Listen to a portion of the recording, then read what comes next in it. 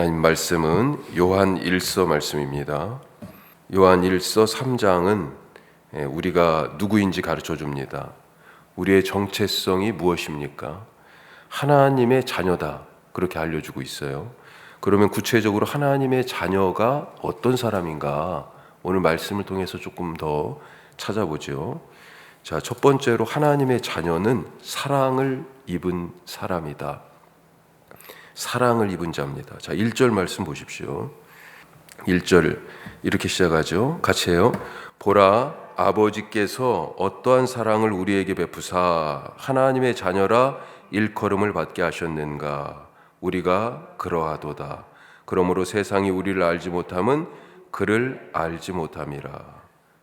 어떠한 사랑을 우리에게 베푸셔서 우리가 하나님의 자녀가 되었는가. 우리가 이제 하나님의 자녀라고 불려지게 됐다는 거죠.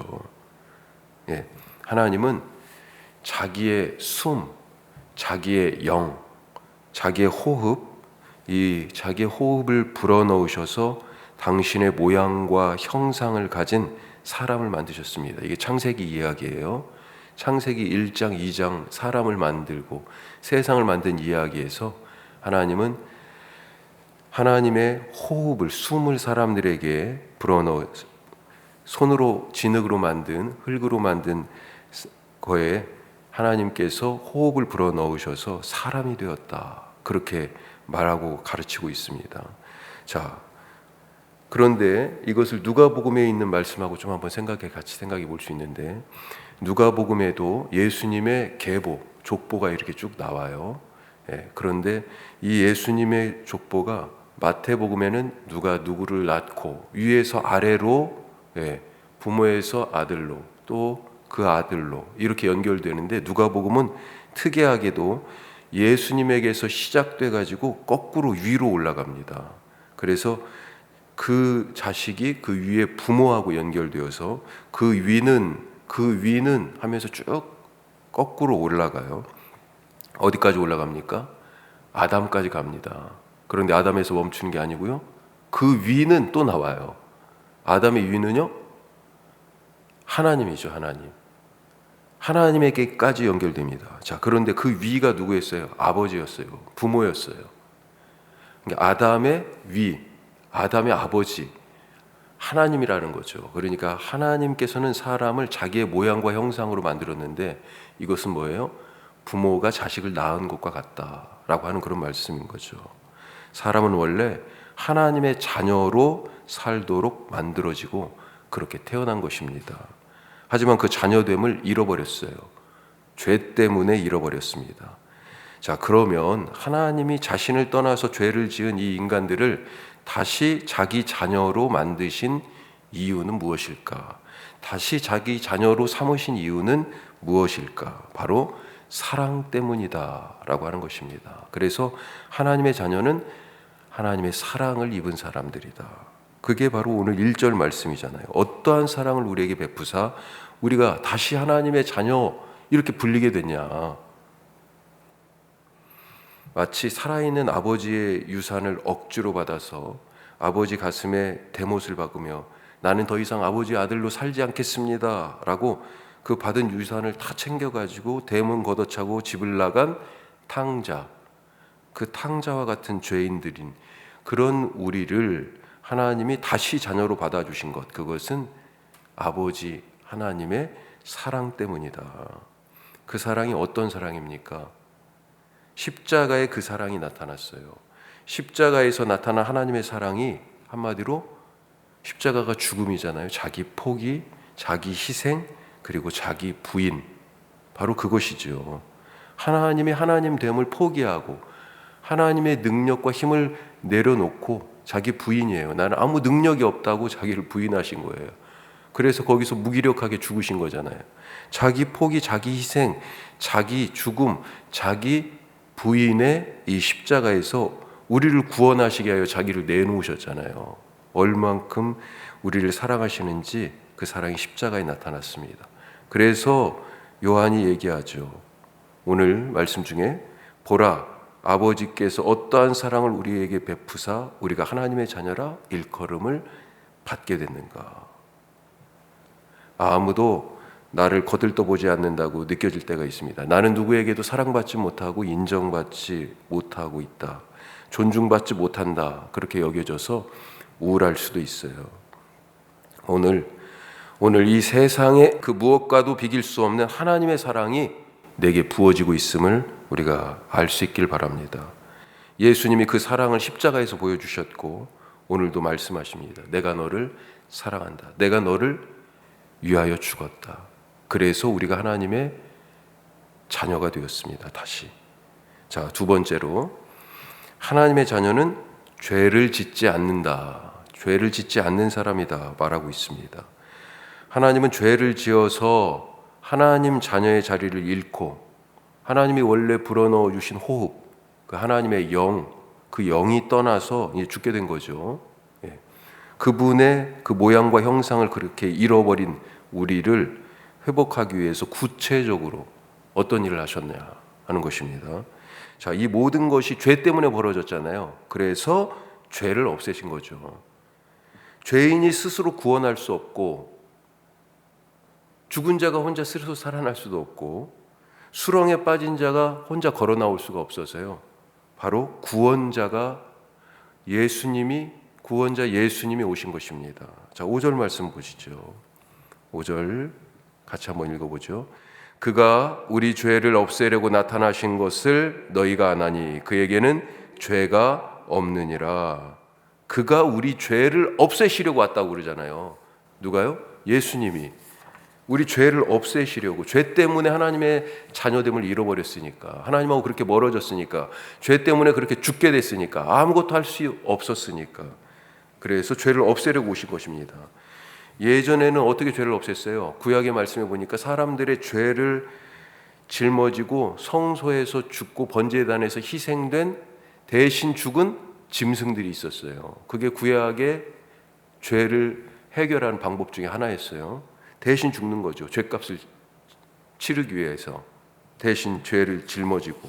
그런데 그렇게 그 성소에서 번제단에서 죽은 짐승들처럼 예수님이 하나님의 어린 양이 되셔서 그 짐승처럼 세상 모든 죄를 다 짊어지고 십자가라는 형틀에서 마치 번제단 삼아서 그렇게 죽으신 것입니다. 드디어 우리의 죄가 사해진 거죠. 예수님이 세상 모든 죄를 다 짊어지고 가셨기 때문에 예수님을 통해 죄사함의 은혜가 주어졌습니다. 그래서 예수 이름을 믿는 자는 이제 죄로부터 해방되었기 때문에 다시 하나님의 자녀가 되는 길이, 그 은혜가 열린 것입니다. 그 은혜를 입게 된 거예요. 이제 어떻게 살아야 됩니까? 아니, 죄가 없어졌는데 다시 죄 속에 들어가요? 다시 죄를 지을 수 없다는 것입니다. 그래서 범죄하는 자는 하나님께 속한 자가 아니에요. 6절 말씀이 이렇게 돼 있죠. 그 안에 거하는 자마다, 그 안에 예수님이죠. 그 안에 거하는 자마다 범죄하지 아니하나니 범죄하는 자마다 그를 보지도 못하고 그를 알지도 못하였느니라. 예수님 안에 있으면요, 이젠 죄하고 먼 거예요. 예수님, 죄를 짓는 자는 예수님을 보지도 못하고 알지도 못한다고 되어 있습니다. 자, 그러면서 또 8절에서 죄를 짓는 자는 마귀에게 속하나니 마귀는 처음부터 범죄함이라. 하나님의 아들이 나타나신 것은, 예수님이 와서 하신 일이 뭐예요? 마귀의 일을, 죄의 권세를 멸하려 하심이라. 바로 이겁니다. 그런데 다시 예수님 때문에 죄로부터 자유함을 얻고 하나님의 자녀로 다시 복권이 된 거잖아요. 다시 불려지게 됐는데 다시 죄를 지어요? 죄 짓는 것은요, 마귀에게 속한 것이다 라고 말하고 있습니다. 하나님께 속한 것이 아니에요. 자, 그러면 죄의 핵심 내용이 무엇입니까? 죄의 핵심 내용은 하나님의 말씀대로 살지 않는 거예요. 그래서 어려서 애들 얘기하잖아요. 너 잘못했어, 잘했어, 잘못했어. 예, 추궁하죠. 왜요? 왜 엄마 말대로 안 했어? 왜 아빠 말대로 안 했어?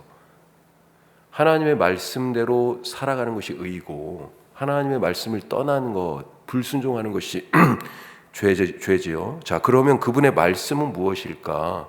23절에 나와 있습니다. 23절에 나와 있는, 같이 읽습니다. 그의 계명은 이것이니 곧 그 아들 예수 그리스도의 이름을 믿고 그가 우리에게 주신 계명대로 서로 사랑할 것이니라. 아멘. 계명이 뭐예요? 예수 그리스도의 이름을 믿는 거예요. 또 한 가지는요, 그 계명, 우리에게 주신 그 이름을 따라서 서로 사랑하는 것. 이것을 예수님은 새 계명을 주노니 너희가 서로 사랑하라. 내가 너희를 사랑한 것 같이, 그 사랑이 십자가에서 나타났다고 그랬잖아요. 너희도 서로 사랑하라. 우리가 지켜야 될 그 말씀은 다른 것이 아니고요, 그 계명은 사랑하는 것입니다. 그리고 그 사랑을 십자가에서 이미 예수님이 보여주셨어요. 그리고 그 사랑 때문에 우리가 죄에서 구원받았습니다. 그래서 너희도 사랑하며 살라라고 말씀하는 거죠. 따라서 하나님의 자녀는 맨 처음에는 우리가 사랑을 입은 자다, 사랑받은 자, 그랬는데 마지막 세 번째는 하나님의 자녀는 사랑하는 자입니다. 사랑하는 자. 사랑을 입은 사람은, 그 은혜를 받은 사람은 사랑을 하며 살게 되어 있어요. 하나님의 사랑 때문에 예수님이 죽으셨고, 예수님이 죽으셔서 우리가 하나님의 자녀가 됐습니다. 따라서 사랑하는 자는 하나님의 자녀다라고 하는 것입니다. 오늘 14절 말씀이 이렇게 되어 있습니다. 14절, 우리는 형제를 사랑함으로 사망에서 옮겨 생명으로 들어간 줄을 알거니와. 사망에서 생명으로, 다른 말로요, 죄에서 의로움으로. 지금 그렇게 얘기해요. 죄인이 의인이 되는 것은 어떤 것 때문에요? 형제를 사랑함으로, 사망에서 생명으로, 죄에서 의로 그렇게 옮겨진 것을 알거니와 사랑하지 아니하는 자는 사망에 그대로 머물러 있어요. 사랑 때문에 그렇게 됐습니다. 사랑하지 않으면 아직도 죽음의 영역에 머물러서 죄에 매여 있는 것입니다. 누가 하나님의 자녀인 것의 증거, 당신이 하나님의 자녀인 증거를 내놔봐. 이거 증거가 어디 있어요? 사랑하는 삶에 있다고 말씀하는 거죠. 어떻게 사랑합니까? 18절에 보면 너희가 같이 해요. 자녀들아, 우리가 말과 혀로만 사랑하지 말고 행함과 진실함으로 하자. 사랑을 하는데, 서로 사랑하는데, 그래서 죄를 떠난 하나님의 자녀로서의 살아가야 되는데, 그 사랑, 예수님이 보여준 그 사랑대로 살아가는 그것의 핵심은 말과 혀로가 아니고 행함과 진실함으로 사랑하며 살아가는 것. 제가 이 행함과 진실함의 사랑에 대한 얘기는 또 나중에 기회가 되면 더 나누도록 하죠. 그때 내 삶이 바로 하나님의 사랑의 증거가 되고, 내가 하나님의 자녀인 것이 세상 사람들 가운데 내가 얘기하지 않아도 저 사람은 하나님 믿는 사람이네, 예수님 믿는 사람이네, 그렇게 얘기하게 되죠. 우리 삶을 통하여서 하나님과 예수님에 대하여 알게 되는 거죠. 사람들이 하나님이 어디 계시냐, 하나님이 사랑이신 증거가 무엇이냐 이렇게 물을 때 행함과 진실함으로 사랑하는 내 삶을 증거로 내놓을 수 있는 그런 오늘 하루 되시기를 축복합니다. 기도하겠습니다. 오늘 화요일은 우리 교회에 주신 하나님의 뜻을 생각하면서 기도합니다. 우리가 꿈, 비전 이렇게 얘기하는데 우리 주보에 늘 써 있습니다만 예수님 때문에 행복한 그런 공동체, 사람이 교회되는, 우리가 세상살이 몸, 이 육체를 가진 그 욕망과 그 욕구에 이끌려서 살아가는 사람이 아니라 예수 그리스도의 몸인 교회로 살아가는 그런 공동체, 복음의 역사를 위해서 우리가 기꺼이 작은 씨앗이 되는 그런 교회, 그리고 하늘과 땅을 연결하는 그런 교회 되게 하여 주옵소서. 혁신도시에 세워주셨는데 우리를 왜 여기에 세우셨는지, 우리가 여기 왜 있는지 늘 물으면서 우리에게 주신 뜻을 찾아가고 그렇게 주님의 이름을 기쁘게 선포하는 공동체 되게 하옵소서. 여기에서 살고 일하는 모든 분들 하나님 복 주시길 원합니다. 혁신도시 안에 10개 교회 정도가 있는데 하나님 모든 교회 붙들어 주옵소서. 우리 다 같이 기도하겠습니다.